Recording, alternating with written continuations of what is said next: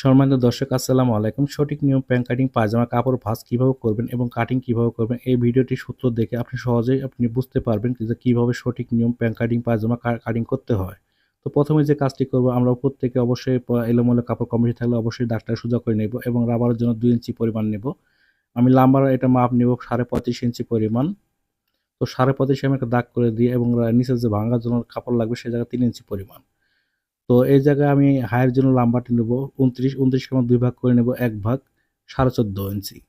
তো আমি যে এই দাগগুলো আছে সুন্দর করে আমরা স্কেল দিয়ে সোজা করে নিয়ে নিব।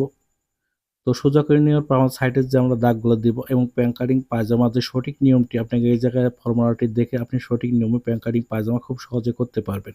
তো আমি যে শেপ ডাউনগুলো দিচ্ছি অবশ্যই আপনি দেখতে পাচ্ছেন যে সাইডে আমি যে চিহ্নগুলো দিলাম ১, ২ এবং ৩ ইঞ্চি। তো আমি বেলের জায়গায় ১ ইঞ্চি ডাউন দিয়েছি, মাঝখানে রানের জায়গায় ২ ইঞ্চি ডাউন এবং নিচে ডাউন দিয়েছি ৩ ইঞ্চি পরিমাণ। তো এটাকে সুন্দর করে শেপ কাট দিয়ে আপনাকে সোজা করে আপনাকে শেপটা দিতে হবে এবং সঠিক এই নিয়মে প্যান কাটিং পায়জামা কাটিং করলে আপনার প্যান্ট কাটিং এবং পায়জামাটি খুব সুন্দর ফিটিং হবে। এটাই হচ্ছে আসলে অরিজিনাল এবং আ খুব সহজ নিয়ম এবং খুব ভালো একটি সূত্র। এই সূত্র সহকারে আপনি যে কাটিংটি করেন খুব সুন্দর। আপনি সেলাইয়ের পরে আপনি পরলে পরে অবশ্যই প্যান্টটি খুব সুন্দর হবে।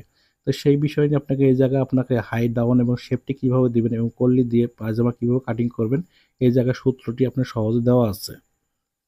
তো আমি নিচের লুজ নেব ১৫ ইঞ্চি পরিমাণ, নিচের লুজ আমরা অর্ধেক নেব ১৪.৫ ইঞ্চি।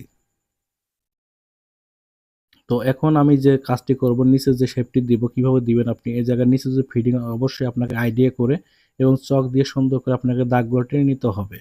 তো আমি অরিজিনাল দাগটি দিয়েছি সেলাইয়ের জন্য এবং সাইডে আমি বাড়তি নেব ১.৫ ইঞ্চি পরিমাণ নিয়ে আমি সুন্দর করে দাগটি টেনে নিব।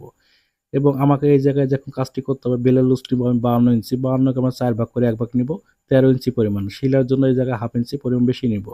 তো এই জায়গায় হাইয়ের যে আমি শেপ ডাউনটি দিব এবং শেপ কাট দিয়ে কিভাবে ডাউনটি দিব অবশ্যই সঠিক নিয়মে কিভাবে আপনাকে ডাউন দিতে হবে এই জায়গায় আপনাকে একটু ভালো করে লক্ষ্য করে কাটিংটি করে নিতে